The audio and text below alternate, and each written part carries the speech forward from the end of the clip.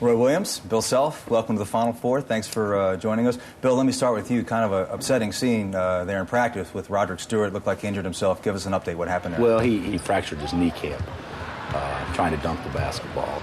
Must be a hard thing for him, for you, for the team. Well, it's just, for anybody that especially a fifth-year senior and there's no next year, to work your whole life to dream of playing in the Final Four. And as soon as I walked in, they told me what he had done, and this is from our players. They said, everybody, the people in the stands, you hate those things. So, Roy, this is your 6th Final Four. This is his first. Give some advice for the rookie. What can you tell him about what your first Final Four was like? Just enjoy it. I'm telling you, because it's, and he said something that I thought was really good. He makes the Elite Eight, and he's a young coach, and says, we'll do it again next year. And then it's hard, and then you make the Elite Eight, and you say, we'll get it next year. But it is harder in today's times in college basketball. And, of course, this is your 5th time in the Elite Eight, and your first time getting to the final. You didn't have to mention that. You could just say first time. Repetition is good. Repetition is good. Yeah. But we saw that shot of you when you finally beat Davidson. You were literally on your knees, and you slapped the floor. How much of that moment for you was elation and how much was relief? Was it 50-50 or maybe one more than the other? No, it wasn't 50. It was 90-10. Maybe 95-5. His emotion that he showed him, because I saw that and I told him even on the phone that it had to be of relief. And yet he loves his team. His team's played great. But at that moment, I'm getting cold chills. I'm talking about your game here. I'm getting cold chills. But it was. When I saw that, I said, he's got to feel more relief than anything I can ever imagine. Mm-hmm. I'm sure you guys have been watching plenty of video of each other's teams this week. You ever seen anybody play as hard as Tyler Hansbrough? No. I've seen guys play possessions as hard as Tyler. I haven't seen guys play 40 minutes as hard. And as talented as he is, his effort just takes it over the top. So our guys have to play well, but they also have to play unbelievably hard. Having coached at Kansas, is it any different playing Kansas in the Final Four? I think other than Bill and his staff, nobody can love the University of Kansas basketball program more than I do. For 15 years, it was so wonderful to me, and I love the place. I'll always love it, and there's been some harsh things, but just a very small part, and nobody will ever change the way I feel about that place.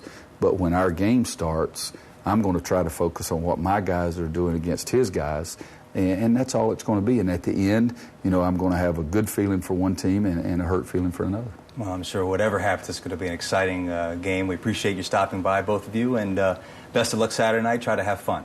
We will. We will, except every time we look up at the score. Thanks, guys. Thanks, Ed. Let's take a look at the Kansas Jayhawks in their free practice yesterday, public practice, 50-minute workout. The Jayhawks ranked 3rd nationally in field goal defense at 37.9%. The Jayhawks are averaging 80.6 points per game, 50.7% shooting. That is phenomenal. Kansas is known for its perimeter play. Brandon Rush, Mario Chalmers, Russell Robinson, and Sharon Collins coming in off the bench. They are as good as it gets. Scoring margin, 19.4 points per game. That is number 1 in the country, and incidentally, 7 of the past 30 NCAA champions have led the nation in that category. Pay attention to that one. Bill Self was asked about his chief concern about what North Carolina brings to the table. Well, I don't think it's that complicated, and that's not being negative. We better run. We better get our butts back when they secure possession, and we better attack them, and they take care of the basketball. They shoot the ball so quick that it's not like Davidson where you may have, one guy running through 10 screens on one possession. Because their guys they got good enough guys, they can throw it to him and he can jab you, and next thing you know he shoots it. So it's a little bit different look at. So we feel comfortable with how they play from a knowledge standpoint. But getting teams to combat that is obviously the challenge with everybody. The problems that they post against us or for us is that we really have to play our best defensive game of the year, and it's not focused on just one guy. I think Steph Curry, for example, was a marvelous player. You had to focus on, okay, let's give help. Even the last play, Kansas had 2 or 3 guys run at him. He had to give the ball up. When you're playing Kansas, you can't do that. You've got to play your man and be aware of what else is going on, but you can't ignore your man. And I've always felt like when the other team has those 5 guys who can score at any time, that's the most difficult defensive assignment. Yeah, it is. I mean, obviously, Kansas-North Carolina matchup, no matter any kind of ties at all is an interesting matchup. But with all the ties that Jared, Coach Williams, me, all of us have, it'll be fun. So what kind of emotions are you feeling? None, really. I've been telling everybody, it's just another team right now because, I haven't been there for 5 years. I haven't been to a game. But I think once the game starts and you hear the fight song and the alma mater, all that kind of stuff from Kansas, that'll bring back, obviously, some great memories that I have. So that's when it'll probably hit home for me when the game actually starts. I have strong feelings for Kansas, but now I always have strong feelings for Carolina as well. But, I've always pulled for Kansas this entire year, and it's fun to see them in the Final Four. And I don't think there's any question I didn't want to have to play against them at any point. But at the same time, it's a great thing that it's at the Final Four. I don't think they're bitter about Roy. They got Bill Self. We came out all right. Roy gave 15 years and did a phenomenal job, left the program in great shape. It's about the players. It's not about Roy. It's not about Bill. Bill would be the first one to tell you. So I admire what Roy did, and I'm appreciative of what he did, and I think the fans that really matter understand that. But we have a hell of a coach now who's done a great job, and the program's in great hands. And how happy we are for you, and how much we appreciate your efforts all year long to get to San Antonio. But getting here was tough, wasn't it? And the pressure we felt getting here wasn't deserved, but it's because the pressure of Kansas has been in 3 Elite Eights the last 5 years, and we haven't gotten here yet. And we felt that last weekend a little bit, but still yet we prevailed. All right? This week, you guys have handled it great. There's absolutely no pressure. This is the week we relax and go have fun. My challenge to you tonight is you have as much fun playing as I have coaching. And if you do that, we're going to have a great time. I guarantee you that. We're playing a very good team. A team with great history, great tradition. You know what? They're playing a very, very good team and a program with unbelievable history and tradition. You came to Kansas to play in this game. You can't hope good things happen tonight. You expect them to happen. And they will. Okay? Go out and relax best you can. And know it's a long game. And know there's going to be some ancient moments. And enjoy every second of it, guys. You deserve it. But always remember, as Coach Lombardi said, the most competitive men love the most competitive games. And this is one of those times. This is one of those games. And we all know how competitive you are. All right? I expect this to be a big celebration in here in about 2.5 hours. Everybody got that? Let's go make it happen.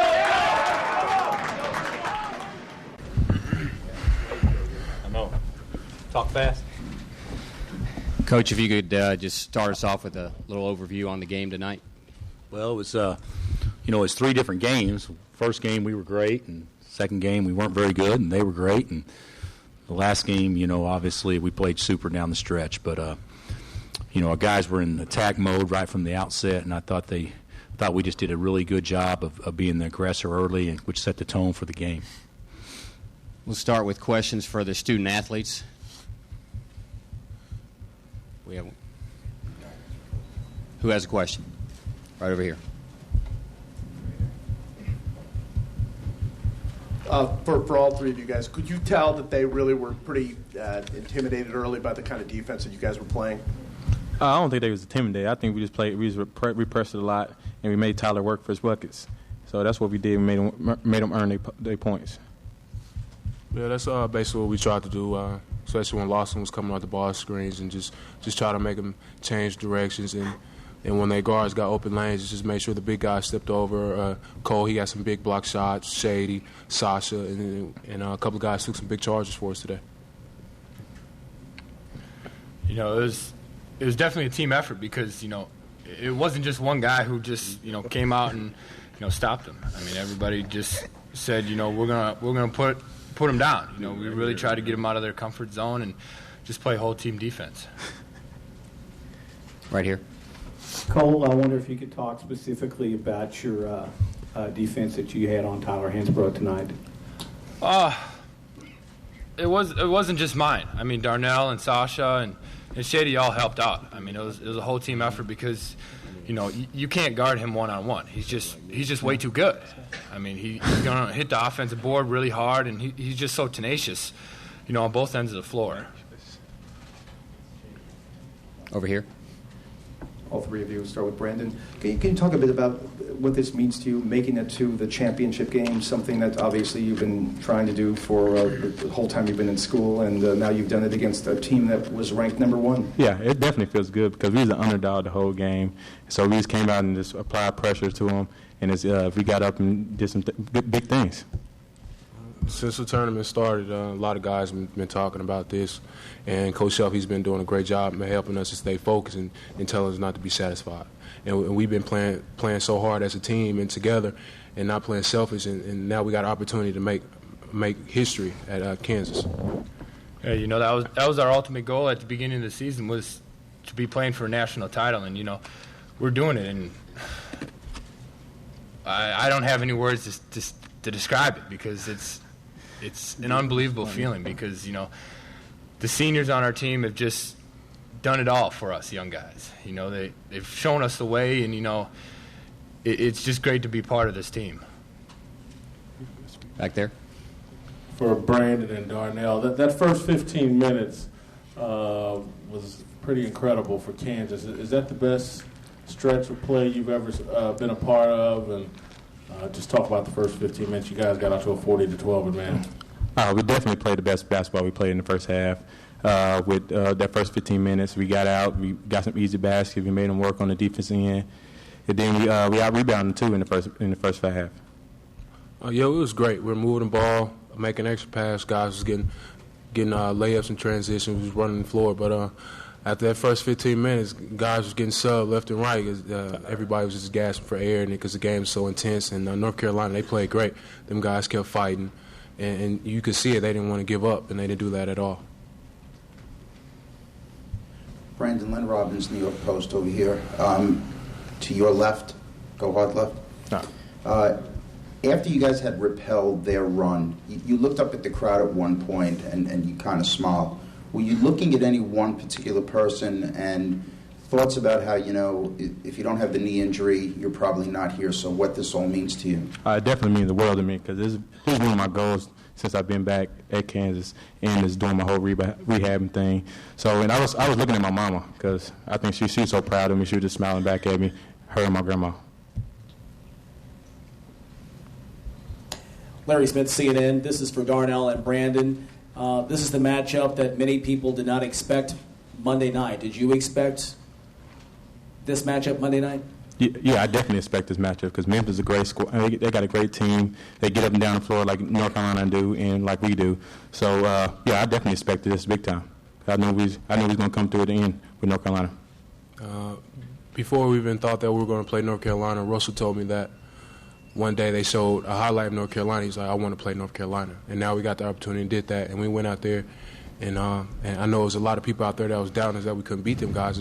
They're just some guys in a North Carolina jersey. And we're the same. We represent Kansas, and they represent North Carolina. And we both went out there, and we showed the right mindset and sportsmanship to play as a team. And we won the game. Roger Rubin, New York Daily News, over here. Not to harp on the first 15 minutes, but, this is a game between two number 1 seeds. When you look up at the scoreboard and you see 28-10 or 40-12, is it a little bit astonishing to you that you guys have put that much distance between you and them? Yeah, I think so. Sometimes when we're up a lot on teams and guys keep looking up at the scoreboard and can't believe we're up that much, but and then that we can't do that, because sometimes guys get satisfied, and you can see, like, at the last 4 minutes we went brain dead for a little bit, and we just lost focus, and North Carolina went on a transition break, and they were making layups, getting 3-point plays, but we just came out of that. Sharon made a big play for us at the end of the half. You're up front. Following up on that, Darnell, I'm Joe LaPointe with the New York Times. Considering that you were up by 28, was it a shock to you that they cut the lead to 4 points, and how did they manage to do that? Well, like I said, they just kept fighting, and we made a lot of mental mistakes, and we, the big guys, we got tired a little bit and weren't getting back on defense, trying to stop Lawson from getting in the lane.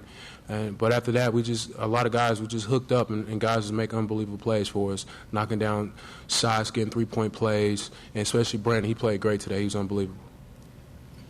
Third row. Brandon, can you talk a little bit about when they did cut the lead to 4, what was going through your mind? It looked like you guys were tired and all that. What was going through your mind, and how confident were you still at that point? Oh, we was definitely still confident because I knew somebody was going to step up and make a play, and Sharon came through with that big 3 to put us up 7. Then we just made some runs from that point. We went on 13-0 runs somewhat. By the door. Bob Ryan, Boston Globe, for Brandon and Darnell. How much is it almost easier to take the floor tonight against Carolina in this circumstance than last week when all the pressure was on against a great underdog that America had begun to love? Can you repeat that, please? I ain't heard it. Davidson. Sorry? Can you repeat that, please? Oh, sorry. Was it easier to play tonight than it was against Davidson with the pressure that you had to face to beat them as opposed to taking the floor against Carolina?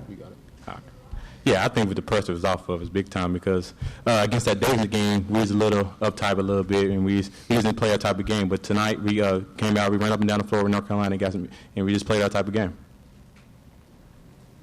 Yeah, this is Jason, Seguin Gazette Enterprise. Any 4 of you, fast forwarding ahead to Memphis. What's going to be the key to victory? Do you slow it down? Do you try to run with them? No, I don't think we're going to change anything that we do. We've been doing the same thing as a team to help us win, and I don't think we should change our game plan just to try to win a game. We're just going to keep playing as a team, keep playing unselfish, and great things will happen. We've been doing it for so long. Front row, over here. This is for Cole. Cole, you played against over here. You played against the National Player of the Year, who apparently has tried harder than anyone who ever played this game. Was there a moment there in the first half where you thought you were at least his equal? I mean, when you were blocking shots and active around the basket. I just knew coming into the game that it was going to be tough going against him. I mean, being the AP Player of the Year, he's obviously good. He's got tenacious abilities that will, go out of the wire because, he's going after every rebound, whether it be right in front of him or 15 feet away from him. He's going to try to get every rebound, and, I just try to match that and just, match his intensity. And, when a few guys got in foul trouble, I just had to come in and just, play some defense. And, I got some good help with Sadie and Sasha and Darnell, trapping and post on that. Here on the out. This is for Brandon. What do you feel was the difference, what you as a team did differently between the first half and the beginning of the second half, and what North Carolina did differently between the first half and the beginning of the second half? I think they just made some plays in the second half. They got on the road when they made some shots they was missing in the first half, and then we was making some stupid mistakes on our end, turning the ball over, shooting stupid shots, and if we managed to just come up with a win. That's all the time we have for the student athletes. Thank you very much. Tenacious. We'll continue with Coach Self. We'll start over there by the wall.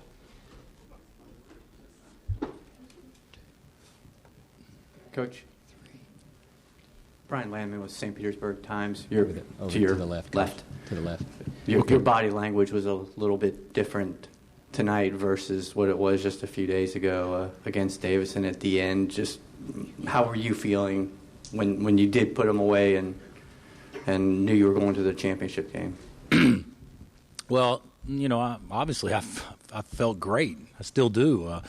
That was an unbelievable performance by, it wasn't just starting 5. There were 8 guys that played at a very, very high level for the first 15 minutes of game. I mean, that was a pleasure for me to watch. I mean, we're making shots, but also we missed some layups. We had some things not go our way, playing out of foul trouble and all those things, and still to play like that early was unbelievable. And then as good as we played early, we played about that poorly in the middle. And their best offense the second half was our offense because we just turned it over and let them go get easy baskets. And our whole game plan for them, and this is so simplistic, is 4 passes, 1 shot. 4 passes, 1 shot. If we could make them make 4 passes, that means we've taken them out of transition, and there won't be as much rotation rebounding, and then we have a better chance to, hold them to 1 shot. And, they're a fabulous rebounding team, but our guys, went after the ball hard, and we got some easy. It was so important for us to get a couple easy baskets early, and got some high lows, and sometimes when you make a layup, it takes the lid off, so to speak. No, best first question, best 15 I've ever had anybody play, because you're playing against the number one seed in the tournament on the biggest stage. But I never once talked to our guys about them playing against Roy Williams. Never once. I never once talked about what a big game it was for our fans. Never once. They may read into it, but, I really believe this, and our players have done a good job with this, but when you're in the eye of the storm, you don't know what's going on around you. Our players don't know how our fans feel to the extent that they feel. And hopefully for everybody's sake, that's over. That's done. And we can all move forward and everything. And so that was not motivation for our guys playing against Coach Williams.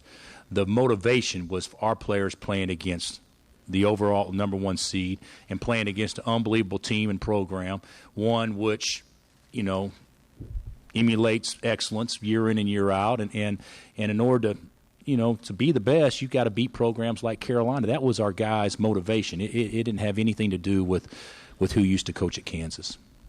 Coach Brandon Cristal, Fan Radio in Denver. What are you telling your guys as they start to cut into that big lead? Well, after I chewed on them the first half of the timeout, and then basically I told them, and I mean this, we knew Carolina was going to make a run. I mean, they started making the same shot they missed, like Brandon was saying, and then we played poorly for a stretch, but we knew they were going to make a run. My focus was, and I told them, I said, hey, guys, if I told you before the game we're going to be up 9 with 10 left, would we have taken that? If I told you, before the game we're going to be up 5 or 4, at the under 8 timeout, would we have taken that? Of course we would have. Momentum just switched jerseys. And I always tell our guys, when the game's on the line, that's when players make plays. And we had some guys step up and make some plays. They had the playmakers the first 12 minutes of the second half, and then we had the playmakers for the last 8. Right here now. Bill Wendell, Barnhouse Forward Star Telegram. 2 questions. Did you expect Cole to play as much in the first half as he ended up doing? And at the end, Sharon hit the 3-pointer off the dribble. Was that a good shot? It went in. So we were laboring offensively. So I don't know if it's a good shot or not, because we didn't shoot the 3-ball well at all, at least from my vantage point. I don't know what we ended up the second half, what we went out. Well, that's not any good. So probably, we wanted to attack the basket and get the ball inside to our bigs, but he was open, and he's a clutch player. Sharon labored. Sharon played well. He was aggressive, but he had 7 turnovers and didn't play his best, but he certainly made some plays down the stretch. But to be honest with you, that game was kind of like, I don't think I had much control from the sideline. We were clipping off bad shots when we had the lead. We were rushing, and it wasn't because I was telling them to do that. I mean, if anything, I would like for them to exercise a little bit more patience. But those guys were so geeked up, and they were playing so hard and having so much fun. You almost didn't want to, corral that, because they were just playing. They were just playing to win. And I thought that was one good thing that we did. We never played not to lose. We played to win down the stretch. Oh, no, I didn't expect him to play that much, but I didn't expect Darnell and Sasha to get 2 fouls right off the bat. I didn't expect Tasha to get 2 fouls in 2 minutes, but it was probably a good thing that things played out the way they did, because Cole was unbelievable, and he was as good an inside performer as we had tonight. Toward the back on the left. Randy Riggs, Austin American Statesman. Bill, as that first 15 minutes was unfolding, did you ever catch yourself thinking, the Final Four is not supposed to be this way? No. I never relaxed at all. I was happy that we had a big lead at halftime, but very disappointed on how we ended the half. But I kept thinking, I kept telling our guys, hey, things are going our way. We have to extend it. So we need to keep the foot on the pedal. We have to extend it. And never once did I think about it's comfortable, because I knew it wasn't going to be there too good. Left side over here. Bill Len Robbins, New York Post. With what you said about the defense, 4 passes and a shot, etc., did you ever think going into a game that you would hold a team averaging almost 90 points a game to, I think it was 66? I have a lot of confidence in our defense. I thought that we could not stop Carolina, but I thought we could slow them down. I didn't think that they would get their average, but I didn't also thought that we could, we were going to have to score ours to win. And we're fortunate they missed some shots and all those things. But I thought to start the game, I felt like that instead of having 10 hands out there, it felt like we had 14 or 16. I mean, guys were all after every ball, and guys would make a move and they'd reverse pivot, and there's 2 hands waiting for them right there. I just felt like we were so active defensively that it I don't want to say put them on their heels, but it really gave us confidence to get in the attack mode. And I thought our rotations and how we guarded the first half was about as good as we've done all year. We've got time for 3 more questions. We'll start over here. Bob Lutz, Wichita Eagle. In the course of a week, Bill, you've gone to your first Final Four, gotten past your an Elite Eight for the first time, and you've confronted Roy Williams. Have you ever had a better week in coaching? No better week. But it's not because of Roy. That didn't have anything to do with it. And I've said that, I've said that many times, and people don't buy into it.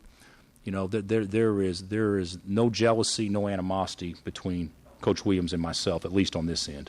And I have never this entire week, look, we need to do this because this would be better for me with our fan base or anything like that. It wouldn't have made any difference who was on the other bench. And so, to everybody else, it's a big deal. That's not a big deal. But this has been a remarkable week. And hopefully it can continue for, make it a remarkable 9 or 10 days. Over here on the left.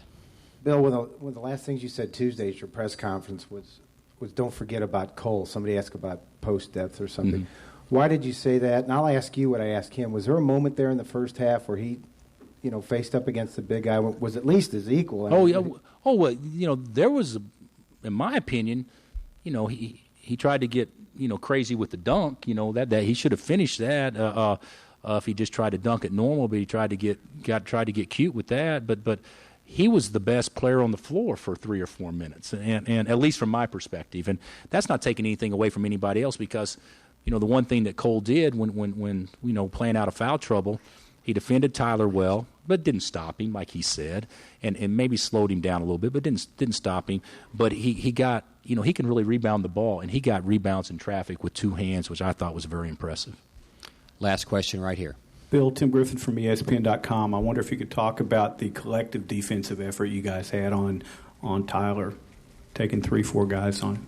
Well, it wasn't too good. He got 17 and 9, but we did guard. We did guard, and I think he is so good at creating contact after he catches it by spinning and those sorts of things.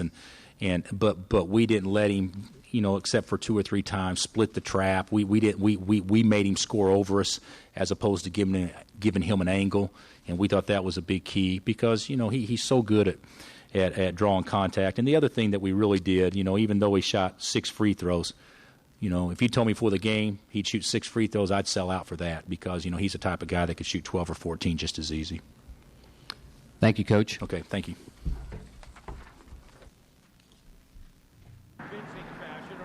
Feeling for us, but again, the other coach won, but I wouldn't trade my kids for anybody's. Take questions for student athletes.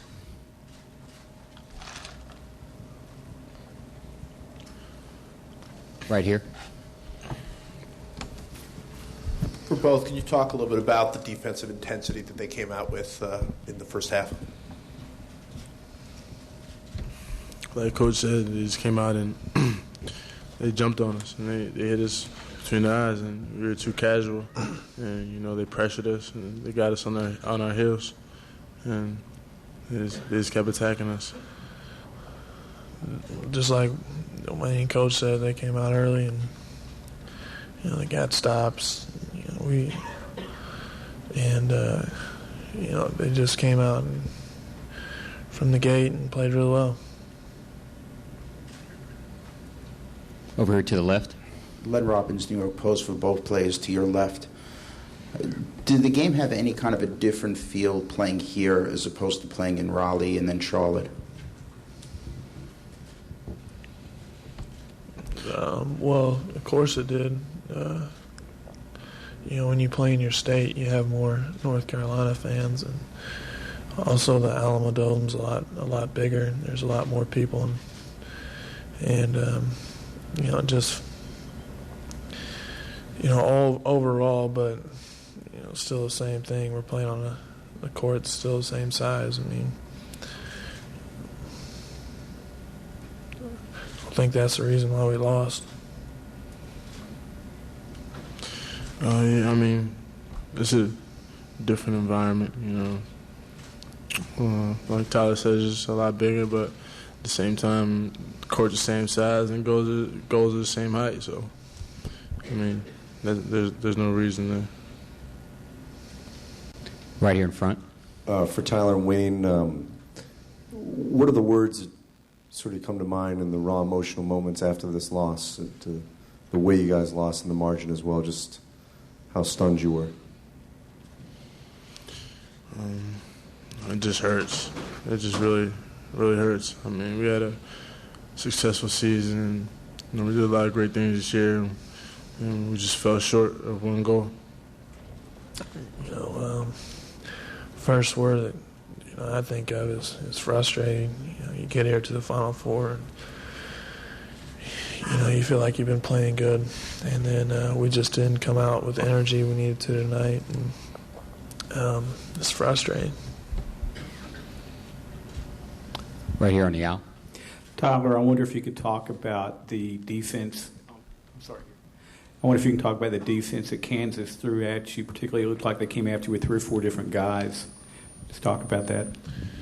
Yeah, they came out with me, a lot of people. I mean, that's what every team's been doing. So they did a particularly good job of it, and I don't think I had played the best, but they played real good D.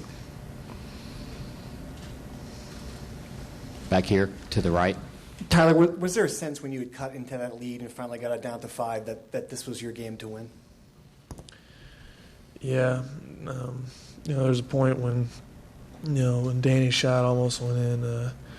We felt like everything was kind of going our way, but they made little runs and we didn't get stops, and they just kept going at us. Have any more questions for the student athletes? One right here. For both players, Roy mentioned the little engine analogy. Did you feel sort of sapped out later in the game when they made the run again, that you just couldn't respond? Yeah, I guess you could say that. We fought and we fought, and we cut it and we had it right where we wanted to be. And I feel like we just kind of gave in when they started attacking us again. I guess we all felt like we had it and we were there, and we had a great chance to win, and we just kind of got comfortable. Kind of like Wayne said, they came back with a run there late, and kind of went in panic mode after that, like we needed to score a lot of points, and they kept coming down and scoring, and that was it. Anyone else?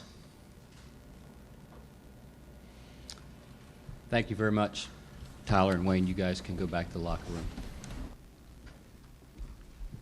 We'll continue with questions for Coach Self. We'll start right here. I'm sorry, for Coach Williams. I apologize. Okay. No, it's right here on the aisle first. Roy, if you could also just what the first things that came to your mind, that were just stunned, shocked about the way this game sort of played out.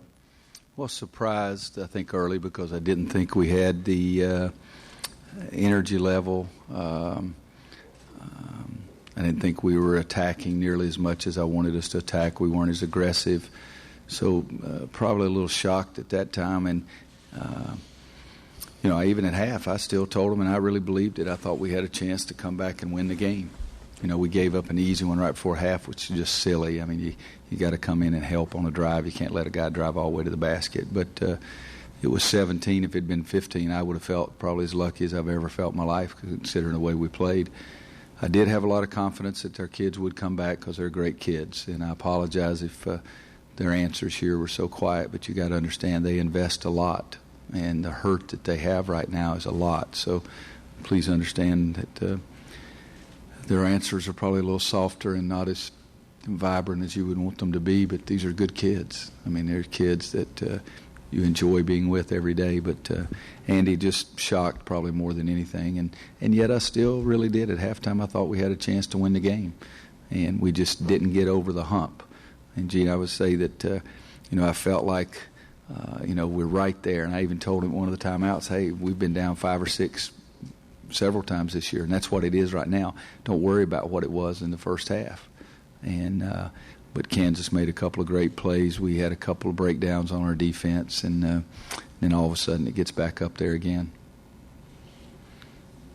Third row right here to the left. Hugh was saying after the game that this was as together a team he's been on in the 4 years he's been here. No problems, just tremendous chemistry, and that he never wanted it to end. He said that for several weeks. Surrey Wood, who's also gone, said the same thing. Was that your feeling as you coached them this year?